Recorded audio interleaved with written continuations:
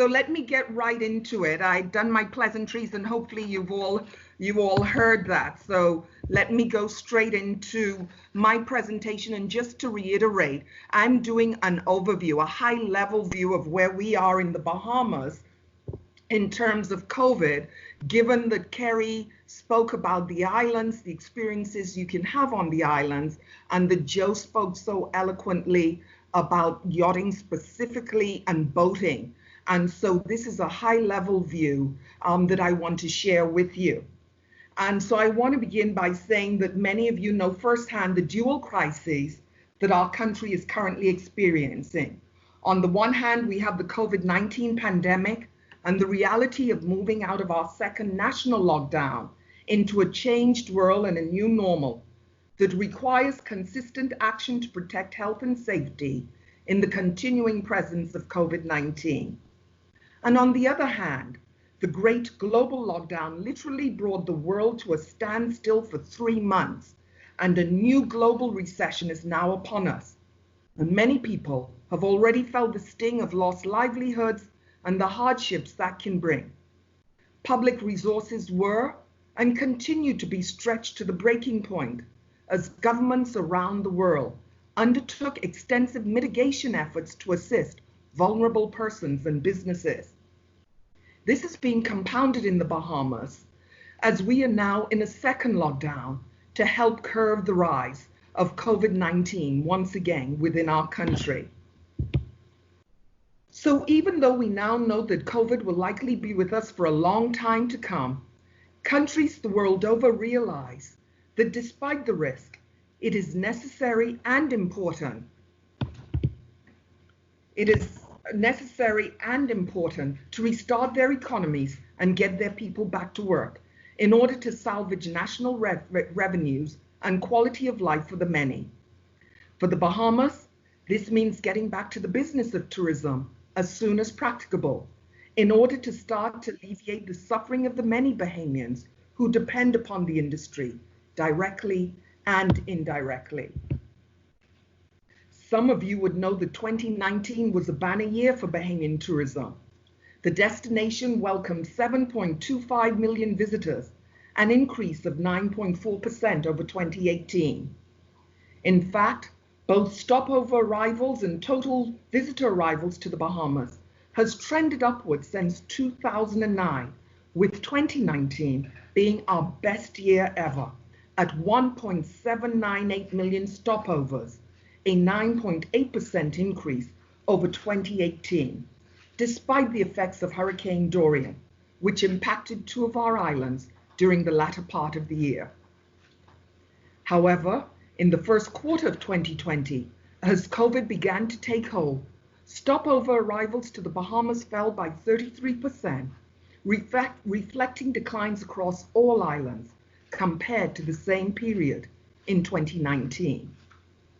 For the cruise segment, arrivals to the Bahamas increased by 11.3% overall in 2019 to 5.43 million. But in the first quarter of 2020, cruise arrivals to the Bahamas fell by 10.9% overall. And as I said, these figures of the first quarter only.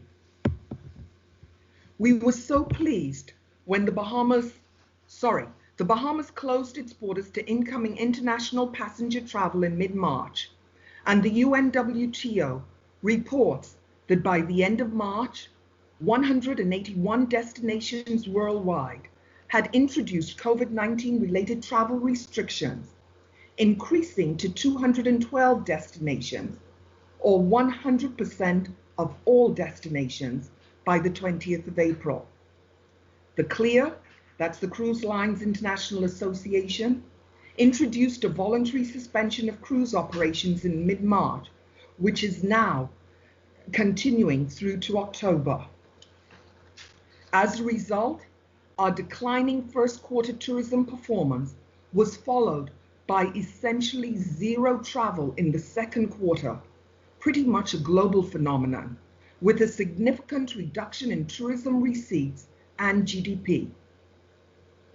In the first half of the year, our stopover tourism performance was down by 67% in comparison to the first half of last year. On the 1st of July, we were so pleased when our borders were fully reopened for international air travel to the Bahamas. Flights resumed from Canada and the US, and hotels and visitor accommodations throughout the islands were gradually reopening. However, just over a week ago, the government, out of an abundance of caution and taking advice from our health officials, announced a new suite of measures to protect visitors and Bahamians from the emergence of our second wave of COVID-19 in a number of our islands.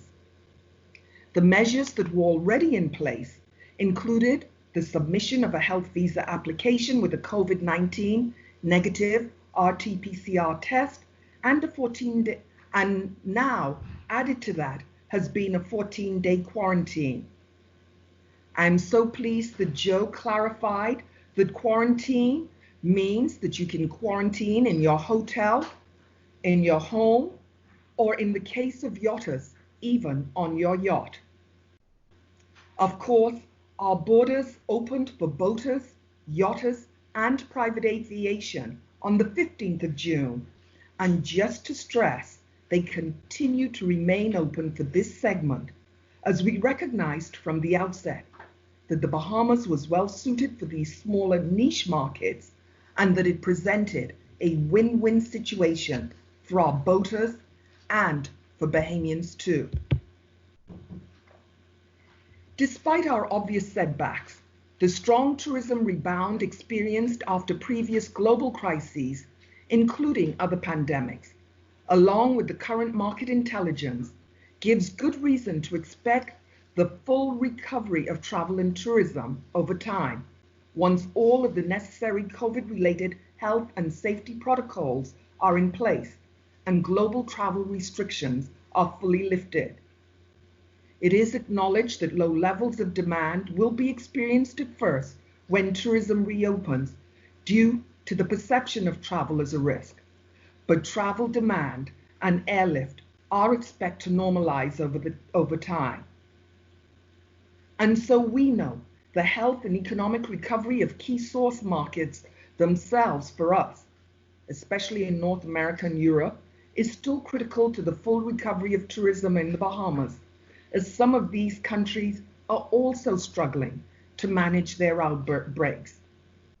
And it is equally important that we flatten our own curve of COVID cases as well on some of our islands in the Bahamas. And Kerry, you are absolutely right. It is only some of our islands, not all of them. This highlights the main problem we have discovered in restarting tourism at this time: the maintenance of health and safety in the face of the continuing risk of exposure to the COVID-19 virus in the post-lockdown environment. Not post-COVID, rather post-lockdown. I know that many of you are concerned about this, but we believe that our time spent in lockdown brought us valuable time to learn and prepare to better manage life and work in the continuing presence of COVID. All of the best advice tells us in this so-called new normal, the simple rules, physical distancing, face masks, and PPE, hand washing and enhanced sanitation will be the necessary standards to reduce risk while allowing productive life to go on. So while we must eventually get on fully with the business of tourism, the chief focus in doing so must be the protection and maintenance of the health and safety of both visitors and local residents of the destination to minimize any further COVID emergence. Again, market intelligence tells us that in our source markets, many potential visitors actually want to travel, but the fear of COVID is real. This means the destinations and our industry partners must demonstrate and reassure travelers that we will be doing all that we can to make the travel experience and our destinations as safe and seamless as reasonably possible. To maintain health and safety as business ramps up, we've put in place extensive protocols to protect everyone, and we are continuing to refine our approach as we move forward. As I said, everyone is now familiar with face masks, physical distancing, and enhanced hand hygiene. In fact, the wearing of face masks in public is now a legal requirement in the Bahamas, and businesses are legally required to enforce this in their operations and establishments, along with physical distancing. We have certainly learned how important it is to be clear in communicating these protocols, because experience has shown us that we need everyone, including our visitors, to do their part to protect themselves and others. Tourism is a people-centered, service-oriented business that involves the movement of people across borders. These factors increase risks, and we do not want to put our tourism workers and wider population at risk unnecessarily, even though we must work to restore our economic strength and stability. In fact, Bahamians are now demanding if they have to adhere to the protocols, then our guests should as well. These health and safety protocols are very important because of the large numbers of visitors that we welcome in comparison to the size of our local population. We have seen firsthand that even a small infection rate among incoming visitors, or in the case of the Bahamas, Bahamians traveling overseas to and returning home, could mean many, many imported cases of COVID-19, with pressure being placed on the health systems and financial resources of our small country. With this in mind, a broad cross-section of public and private tourism stakeholders came together to develop the Bahamas' Tourism Readiness and Recovery Plan, which aims to make the tourism industry a less risky pursuit for the destination and a more viable part of our recovery efforts. The plan deploys a strategic approach aligned with international and local advice and guidelines to reopen in a responsible manner.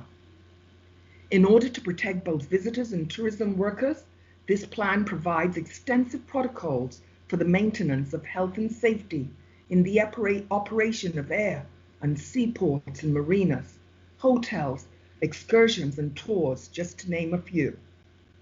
These safety measures and best practices include, generally, protocols and guidance on physical distancing, use of personal gear, food and beverage, retail activity and cashless experience, enhanced cleaning, and standard operating procedures for staff and guests.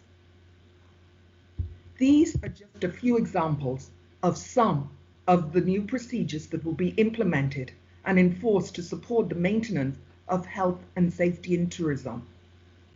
Different types of tourism operators would necessarily have some similar and some specifically different requirements to conform to. But we believe that by implementing these protocols, tourism stakeholders can prepare themselves for operating in a post-lockdown environment in which the threat of COVID-19 is still real. And all visitors and persons working in the industry could potentially be infected or infect others. We are truly thankful at the Ministry of Tourism for the Association of Bahamas Marinas for their work in this regard as well, and being such champions to this cause. Even after the pause on our initial reopening of the 1st of July, it is recognized that the plan that was put in place still remains viable and solid, and we will be returning to this again to guide us as we seek to reopen fully our tourism infrastructure in the fall. The Ministry of Tourism's Industry Training and Education Department undertook the training for tourism operators, taxi drivers, straw vendors, and the whole gamut of industry stakeholders around these protocols. And ultimately, we aim to have all tourism industry participants trained and certified for operation, and all travelers will be expected to conform to the requirements of our Healthy Traveler campaign. The Ministry of Tourism acted early to plan strategically to support tourism recovery, collaborating with our industry stakeholders to develop the health and safety protocols. Our work is ongoing as the COVID-19 virus continues to spread and we see so many countries grappling with their second wave. Aside from the increased concern for health and safety, surveys have indicated shifting consumer interest and priorities in regard to so-called post-COVID-19 travel. We are continually monitoring consumer interest and demand to identify new patterns so that we may address new trends and segmented markets as necessary. The current market intelligence confirms that consumer interest in travel is indeed improving with the passage of time, week to week, month to month. However, the continuing uncertainty surrounding COVID will require tourism operators to provide a greater level of flexibility in booking and payments than some may have been used to.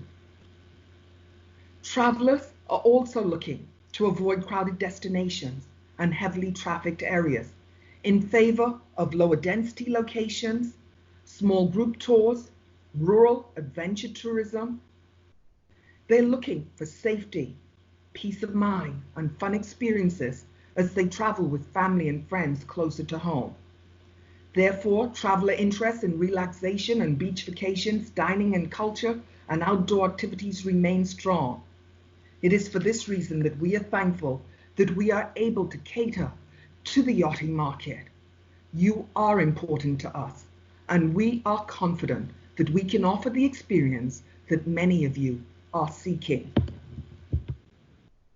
Ultimately, tourism is expected to recover over time and the Bahamas with it. The only question is how long it will take. Shifting consumer preferences indicate the need to reconsider the mass tourism approach and to focus more on product and service quality. Further, lower visitor numbers may help to reduce the negative impacts of tourism like pollution and overcrowding. In these uncertain times, we all must adapt to survive and to support the continuing profitability and sustainability of the tourism industry for our country. Right now, that primarily means delivering high-quality tourism with a heavy focus on health and safety for all.